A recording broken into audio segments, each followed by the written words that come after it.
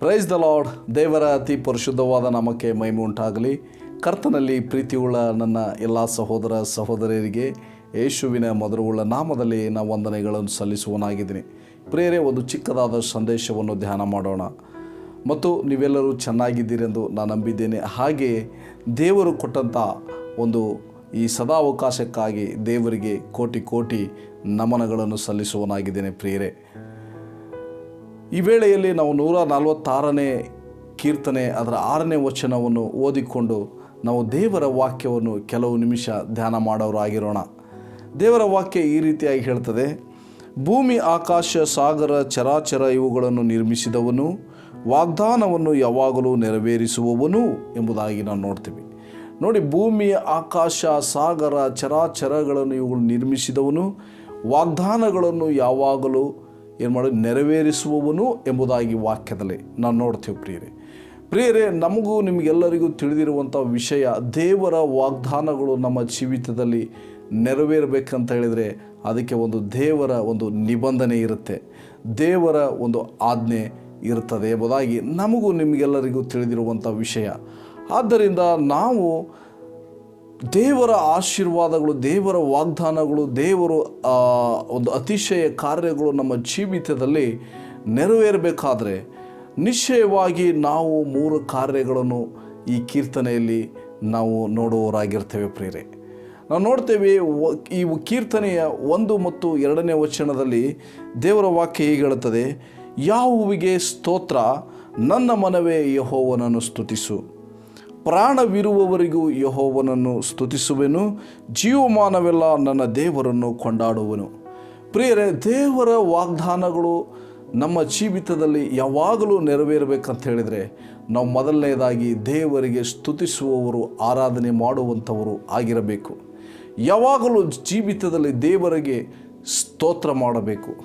ಯಾಕಂತ ಹೇಳಿದರೆ ಯಾವಾಗಲೂ ಎಂಬುದಾಗಿ ನಾವು ನೋಡೋದಾದರೆ ಕಷ್ಟದಲ್ಲಿಯೂ, ಸಮಯದಲ್ಲಿಯೂ, ಸಂಕಟದಲ್ಲಿಯೂ, ಸಂತೋಷದಲ್ಲಿಯೂ, ದುಃಖದಲ್ಲಿಯೂ ಕೂಡ ನಾವು ದೇವರನಿಗೆ ಏನು ಮಾಡಬೇಕು? ಸ್ತೋತ್ರ, ಆರಾಧನೆಗಳ ಸ್ತುತಿಗಳನ್ನು ಮಾಡುವಂಥವರಾಗಿರ್ಬೇಕು. ಪ್ರಿಯರೇ, ಈ ವಚನದಲ್ಲಿ ನಾವು ನೋಡ್ತೇವೆ ಪ್ರಿಯರೇ, ಪ್ರೈಸ್ಗಳು ಯಾರ ಜೀವಿತದಲ್ಲಿ ಒಂದು ಸ್ತುತಿ ಆರಾಧನೆ ಇರ್ತದೆ ಅವರ ಜೀವಿತದಲ್ಲಿ ಒಂದು ದೊಡ್ಡ ಬಿಡುಗಡೆ ಇರ್ತದೆ. ಪ್ರಿಯರೇ, ಅಷ್ಟು ಮಾತ್ರವಲ್ಲ, ಅವರಲ್ಲಿ ಎಲ್ಲ ತಡೆಗಳನ್ನು ದೇವರು ತೆಗೆದು ಹಾಕುವಂಥವನಾಗಿರ್ತಾನೆ. ಅವರ ಜೀವಿತದಲ್ಲಿ ಬರುವಂಥ ಎರಿಕೋ ಕೋಟೆಗಳನ್ನು, ಬೆಟ್ಟದಂಥ ಸಮಸ್ಯೆಗಳನ್ನು ದೇವರು ಏನು ಮಾಡ್ತಾನೆ? ಅವುಗಳನ್ನು ತಡೆದು ಅವನು ಒಡೆದು ಹಾಕುವಂಥ ದೇವರಾಗಿದ್ದಾನೆ. ಅಂಥವರಿಗೋಸ್ಕರ ದೇವರು ಯುದ್ಧ ಮಾಡುವಂಥ ದೇವರಾಗಿದ್ದಾನೆ. ನಾವು ನೋಡ್ತೀವಿ ಅಪೊಸ್ತಲ ಕೃತ್ಯಗಳಲ್ಲಿ ಪೌಲ ಮತ್ತು ಸೀಲರು ಮಧ್ಯರಾತ್ರಿಯಲ್ಲಿ ಸ್ತುತಿಸುವಾಗ ಅವರಿಗೆ ಹಾಕಲ್ಪಟ್ಟಂಥ ಬೇಡಿಗಳು ಕಳಚಲ್ಪಟ್ಟು ಸೆರೆಮನೆಯ ಅಸ್ಥಿವಾರವು ಕದಲಿರುವುದನ್ನು ನಾವು ನೋಡ್ತೀವಿ.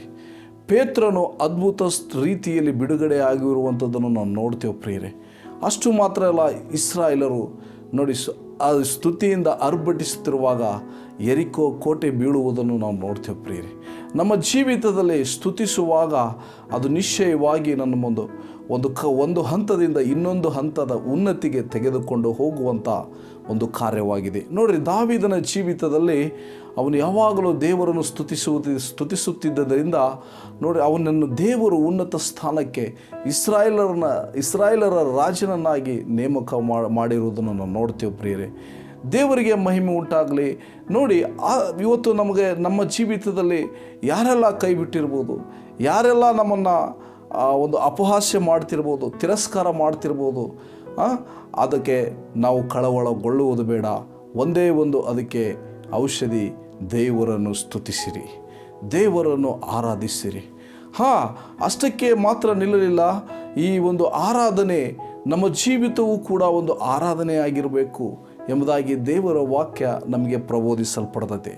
ಹೇಗೆಂಬುದಾಗಿ ನಾವು ನೋಡುವುದಾದರೆ ರೋಮಾಪುರದವರಿಗೆ ಬರೆದ ಪತ್ರಿಕೆ 12ನೇ ಅಧ್ಯಾಯ 1ನೇ ವಚನ ನಾವು ನೋಡುವಾಗ ಅಲ್ಲಿ ನೋಡ್ತೇವೆ: ನಿಮ್ಮ ದೇಹಗಳು ಮೀಸಲಾಗಿಯೂ ಮೆಚ್ಚುಗೆಯಾಗಿಯೂ ದೇವರಿಗೆ ಸಜೀವ ಯಜ್ಞವಾಗಿ ಅರ್ಪಿಸಿರಿ, ಇದೇ ವಿವೇಕಪೂರ್ಣವಾದ ಆರಾಧನೆ ಎಂಬುದಾಗಿ ನಾವು ನೋಡ್ತೇವೆ. ಪ್ರಿಯರೇ, ನಮ್ಮ ಜೀವಿತದಲ್ಲಿ ದೇವರಿಗೆ ವಿಧೇಯರಾಗಿ, ಪರಿಶುದ್ಧರಾಗಿ, ಸಾಕ್ಷಿಗಳಾಗಿ ಜೀವಿಸುವುದು ಕೂಡ ಒಂದು ಆರಾಧನೆಯಾಗಿದೆ. ಆತ್ಮಗಳ ಫಲಗಳನ್ನು ಕೊಡುವಂಥದ್ದು, ದೇವರಿಗೆ ಸಲ್ಲಿಸುವಂಥ ಒಂದು ದೊಡ್ಡ ಆರಾಧನೆ ಆಗಿದೆ ಪ್ರಿಯರೇ. ಆದ್ದರಿಂದ ಇಲ್ಲಿ ನಾವು ನೋಡ್ತೇವೆ, ದೇವರಿಗೆ ಆರಾಧನೆ ಮಾಡುವುದೆಂದರೆ ನಿಜವಾಗಲೂ ಇದು ಆಗಿದೆ. ಇಂಥವರ ಆರಾಧನೆಯು ಪರಲೋಕವನ್ನು ಮುಟ್ಟುವಂಥದ್ದಾಗಿದೆ. ಆ ಪರಲೋಕದ ದೇವರನ್ನು ಭೂಲೋಕಕ್ಕೆ ಆತನ ಪ್ರಸನ್ನತೆಯನ್ನು ತರುವಂಥದ್ದಾಗಿದೆ ಪ್ರಿಯರೇ. ಆದ್ದರಿಂದ ಆತನ ವಾಗ್ದಾನಗಳು ಯಾವಾಗಲೂ ನಮ್ಮ ಜೀವಿತದಲ್ಲಿ ನೆರವೇರಬೇಕಂದ್ರೆ ಮೊದಲನೇ ಕಾರ್ಯ ಇದಾಗಿರಬೇಕು. ಎರಡನೇ ಕಾರ್ಯ ನಾವು ನೋಡುವಾಗ 3ನೇ ವಚನ ಹೀಗಿರುತ್ತದೆ, ಪ್ರಭುಗಳಲ್ಲಿ ಭರವಸೆ ಇಡಬೇಡ್ರಿ ಎಂಬುದಾಗಿ. ನೋಡಿರಿ, ದೇವರಿಗೆ ಇಷ್ಟವಿಲ್ಲ ತನ್ನ ಮಕ್ಕಳು ಮನುಷ್ಯರ ಮೇಲೆ, ಲೋಕದ ಆಸ್ತಿಯ ಮೇಲೆ, ಹಣದ ಮೇಲೆ, ವ್ಯಕ್ತಿಗಳ ಮೇಲೆ, ಶಕ್ತಿಗಳ ಮೇಲೆ ಭರವಸೆ ಇಟ್ಟು ಜೀವಿಸುವುದು ಅದು ದೇವರಿಗೆ ಇಷ್ಟ ಇಲ್ಲ. ಯಾಕಂದರೆ ದೇವರು ನಾನು ಸೃಷ್ಟಿ ಮಾಡಿದ ಮಕ್ಕಳು, ಕ್ರಿಸ್ತನಲ್ಲಿ ನಾನು ಆರಿಸಿಕೊಂಡಂಥ ಮಕ್ಕಳು ನನ್ನನ್ನೇ ಏನು ಮಾಡಬೇಕು, ಆತುಕೊಳ್ಳಬೇಕು, ನನ್ನ ಕೃಪೆಯನ್ನೇ ನಿರೀಕ್ಷಿಸಬೇಕು.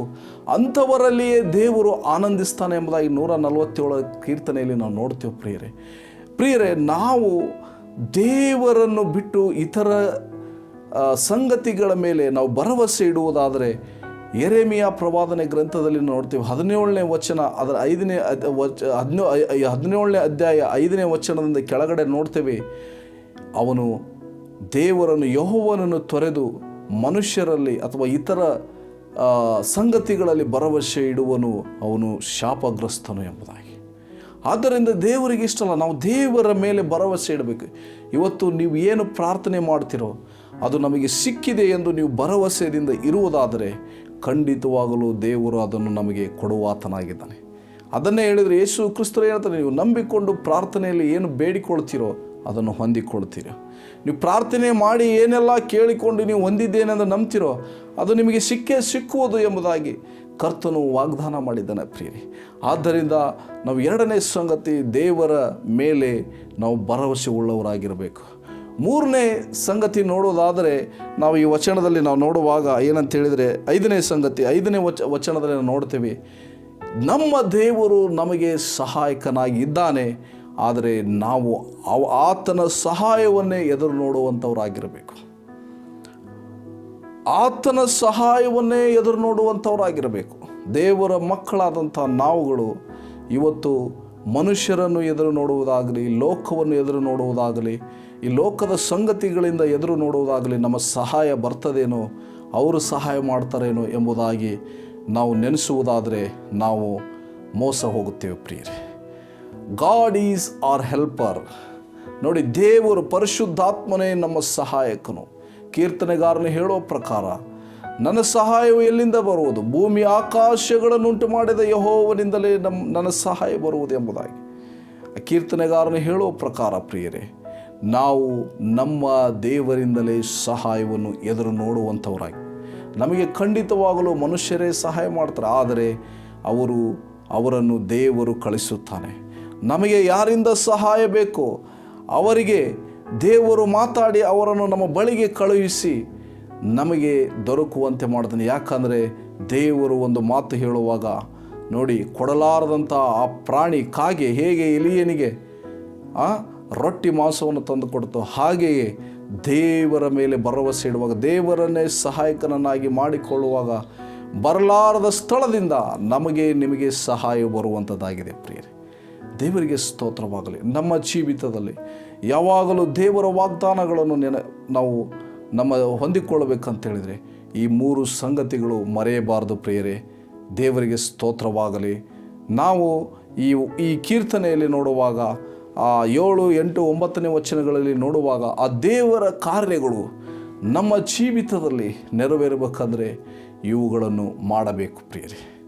ಈ 3 ಕಾರ್ಯಗಳನ್ನು ನಾವು ಮಾಡುವಾಗ ಖಂಡಿತವಾಗಲೂ ನಮ್ಮ ಆಶೀರ್ವಾದಗಳನ್ನು ತಡೆಯಲಿಕ್ಕೆ ಯಾರಿಂದಲೂ ಸಾಧ್ಯವಾಗುವುದಿಲ್ಲ, ಖಂಡಿತವಾಗಲೂ ನೆರವೇರುವಂಥದ್ದಾಗಿದೆ. ದೇವರು ಈ ವಾಕ್ಯದ ಮೂಲಕ ನಿಮ್ಮೆಲ್ಲರನ್ನು ಆಶೀರ್ವಾದ ಮಾಡಲಿ. ಈ ಸಂದೇಶ ನಿಮಗೆ ಇಷ್ಟ ಆದರೆ ಇತರರಿಗೆ ಶೇರ್ ಮಾಡಿ.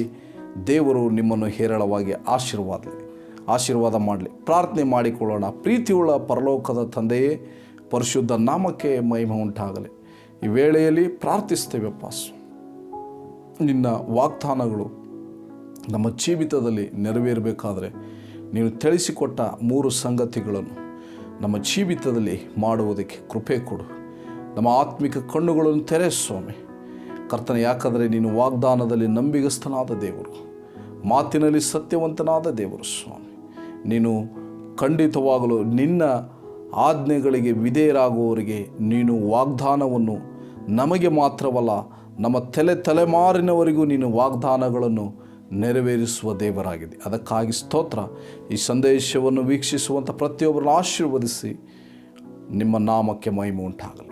ಪ್ರಾರ್ಥನೆ ಯೇಸು ಕ್ರಿಸ್ತರ ಅಧಿಕಾರವುಳ್ಳ ನಾಮದಲ್ಲಿ ಬೇಡಿ ಹೊಂದಿಕೊಂಡಿದ್ದೇವೆ ಪರಲೋಕದ ಜೀವವುಳ್ಳ ತಂದೆ. Amen. Thank you. God bless you.